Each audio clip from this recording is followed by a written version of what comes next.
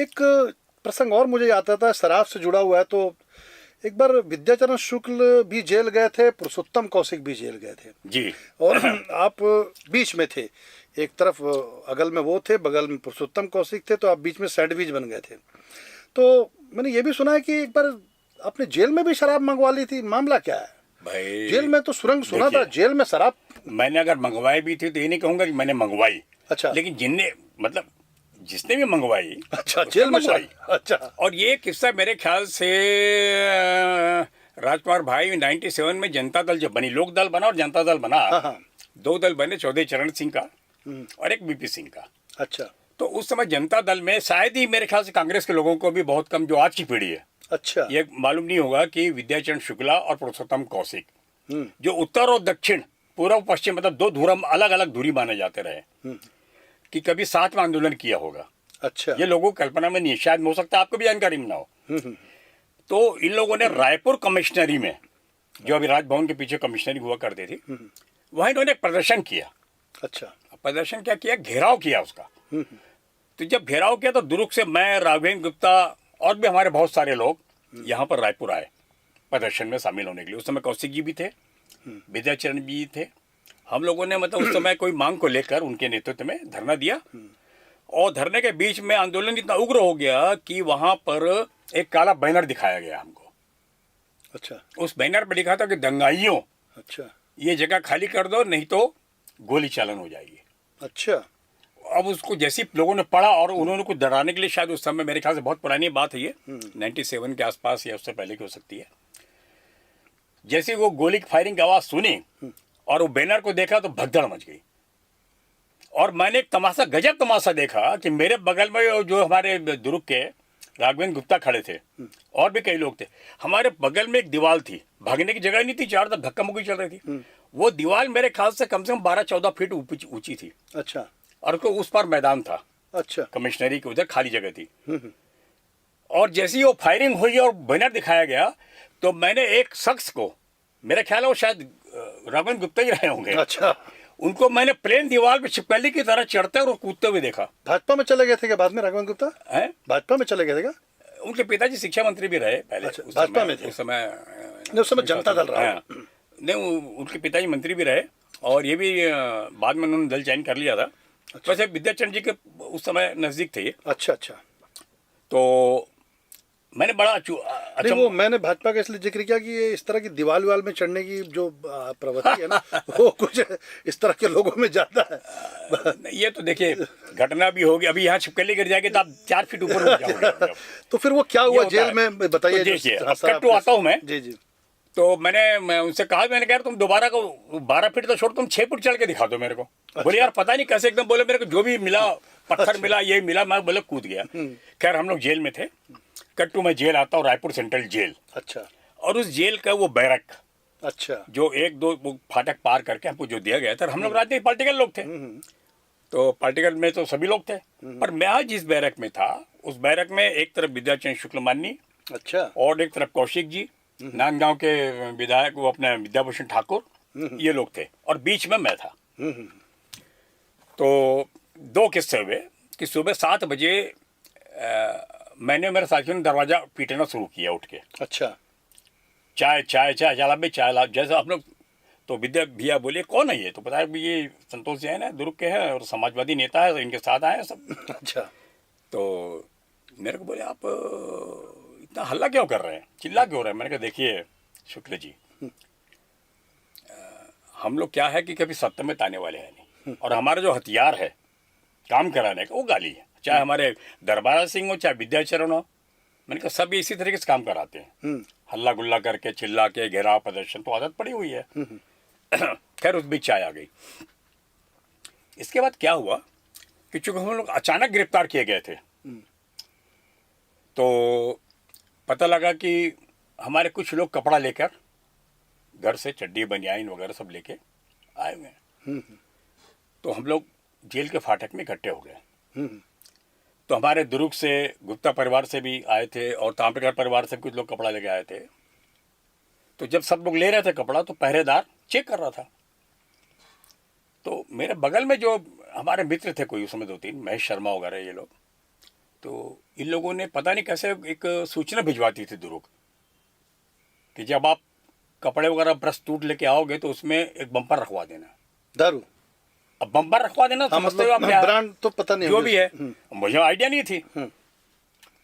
तो जब वो लेके आया और कपड़ा दिया तो जैसी मैं लेने लगा, क्योंकि राघवेंद्र गुप्ता वगैरह है, उसमें पता लगा कि बगल के रूम में प्रेस कॉन्फ्रेंस चल रही जिसमें कौशिक जी बैठे। आप देखिए गेट के बगल में एक हाँ रहता है ऑफिस था, इसमें पुरुषोत्तम कौशिक, विद्याचरण और बाकी नेता लोग, ये बकायदा पूरा प्रेस बैठा हुआ है और हम लोग इधर कपड़े ले रहे हैं। कपड़े नहीं, ना, मतलब अमृत अमृत नहीं ना, कपड़े मतलब बहुत लोगों को सबके आए थे ना। अच्छा, किसी की सबके चड्डी कपड़े। बनियान, किसी का पेस्ट, किसी की दातून, किसी का कुछ, क्योंकि कितने दिन रहेंगे निश्चित नहीं था। हाँ, तो जैसे ही उसने हम लोगों का नाम लिया, राघवेंद्र गुप्ता या महेश शर्मा जो भी नाम लिया, तो वो लोग भीतर थे, तो उसको शायद महेश शर्मा या मैंने याद नहीं ठीक से, जैसे ही मैं लेने लगा तो वो पहरी ने वो छीन लिया हमसे। अच्छा वो क्या है, अंदाज से उनको लग गया कि ये कपड़ा नहीं है, इसके भीतर कुछ और है।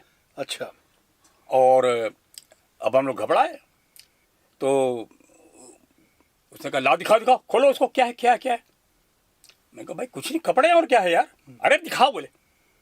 तो जैसे उसने खोला तो साला एक इतनी बड़ी बोतल उसमें अच्छा भीतर में, चड्डी के भीतर। अच्छा। ओहो।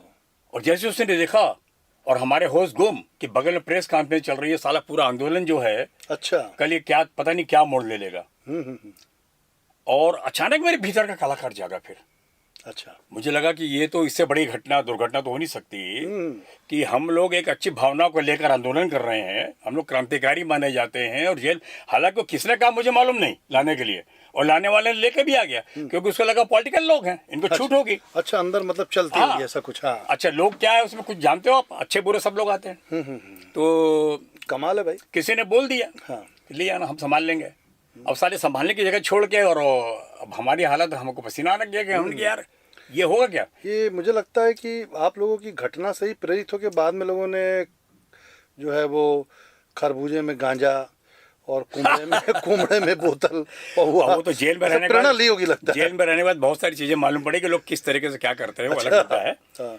मैंने तुरंत पर पकड़ लिया उसके, सिपाही के। मैंने कहा भैया मैं हार्ट पेशेंट आदमी हूँ यार, भैया इसमें दवाई है यार, मेरे को लेना जरूरी है, मर जाऊंगा यार। हम कौन सा जुर्म किए भाई, मर जाएंगे यार, एहसान जिंदगी पर नहीं भूलेंगे भाई। और एकदम बिल्कुल आंसू मेरे एकदम बहने लगे और एकदम पता नहीं क्या लगा, और एक दो लोग भैया इनको बचा लो, ये हार्ट वाले हैं, आ गए हैं। और ये क्या, कौन सा जुर्म करके आए, कोई मर्डर करके तो नहीं आया भैया मैं। मतलब देखिए थिएटर का कलाकार कहाँ मतलब अपने तो पता नहीं क्या दया है। अच्छा वो फेंक नहीं सकता, मतलब वो तो बहुत भैया तेरी सेवा कर रहे, जो भी होगा यार, ऐसा करके फिर मैं किसी तरीके से, अच्छा उसने ठीक है मालूम नहीं पड़ना चाहिए किसी को। अच्छा, पसीज गया। हाँ, ये आप बिल्कुल तुरंत अभी खत्म करेंगे 5 मिनट में। मतलब सिपाही ने अनुमति दे दी, अनुमति दे दी कि आप जेल में पी लीजिए अंदर जल्दी दवाई। वाह वाह क्या बात है, क्योंकि काफी हमने कहा दयालु दवाई है भाई, ये हमारी काफी दयालु प्रवृत्ति का सिपाही। तो जो भी हो। अब इस बीच क्या हुआ कि जेल में साले शैतान लोगों को मालूम पड़ गया, लड़कों को हमारे, अच्छा कि कुछ आया है मटेरियल। अच्छा कितना है क्या किसी को आइडिया नहीं। अब वो हमारे मित्र जो थे 2-3, वो तुरंत लिए उसको, भागे। तो बाथरूम के छोटे छोटे थे, उनमें लोहे की बाल्टी हुआ करती थी। हाँ, वो जो शौच इत्यादि जाने हाँ, के बाद और इनामेल का एक वो डब्बा वो हुआ करता था, व्हाइट कलर का कप। अच्छा। अब देखिए किस्सा, कट टू बाथरूम। वो हमारे दोनों शैतान मित्र, मेरे को भी उन्होंने बुला लिया और फटाफट उन्होंने जो इनामेल का मग्गा सफेद सा हुआ करता जो सेना में और एनसीसी हाँ, में वो मिलता बहुत है। लंबे समय तक रेलवे में भी रहता था। हाँ, और चैन से बांध के रखता, बस वही चीज, शौच के डब्बे में। शौच का डब्बा, बस उसमें पालिश रहती है थोड़ी, उसमें उन्होंने डाला और लगभग मेरा ख्याल है कि पौन बाटल खत्म कर दी। अच्छा। 3, 4, 5 लोग तो सब भरे हुए थे। अद्भुत सुरा प्रेमी है भाई। अब सुनिए, उसके बाद में बाहर हल्ला हो गया, फलाना भैया जिंदाबाद, फलाना भैया की जय, ये वो। फिर बोलते भैया हम भी, भैया हम भी, भैया हम भी। अब सवाल ये था, साला कर ये बात बाहर चले जाए या हल्ला हो जाए या कुछ प्रेस वाला को मालूम पड़ जाए, बड़ी मुसीबत। और हम लोग आपस में लड़ भी रहे हैं, यार ये बहुत गलत हो गया यार ये। ऐसा नहीं होना चाहिए था भाई, हम लोग राजनीति में आए हैं। किसने बोला साले को बुलाने के लिए? वो उसको बोल रहा, उसको बोल रहा, जो भी हुआ। उसके बाद ये हुआ कि अब करें क्या, बाहर जो 8-10 लोग खड़े हैं। तो फिर क्या हुआ, हमारे एक दोस्त का दिमाग चला, या कहना चाहिए मनोविज्ञान, कि जो इतनी सी बची थी उसको उन्होंने डाल दिया बाल्टी में। अच्छा। बाल्टी, लोहे की बाल्टी में। अच्छा। और नल खोल दिया थोड़ा सा, और खोलने के बाद में क्या हुआ कि बंद कर दिया नल को, तो लगभग 1/4 बाल्टी अच्छा। छोड़ के ये मतलब भर के रख दी। लोग बाहर आए, उन्होंने कहा जाओ भाई, एक एक 2-2 जन जाओ और थोड़ा थोड़ा लेना, ज़्यादा नहीं है। अब उनको ये मालूम नहीं था कि एक ही बॉटल, उनको लगा कि जखीरा आया होगा भाई, नल राजनीति से में भी आया। शराब निकल रही है ऐसा लग रहा हाँ, होगा। उनको लगा होगा पता नहीं कितनी आई क्या है। हाँ। मजेदार बात ये हुई कि जितने भी 8-10 लोग थे वो सबको ज़्यादा चढ़ी, पीने वालों से ज़्यादा उनको चढ़ी जो खाली पानी पी के आए थे। और उसके बाद उन्होंने नारेबाजी शुरू कर दी, फलाना भैया जिंदाबाद, फलाना ये जिंदाबाद।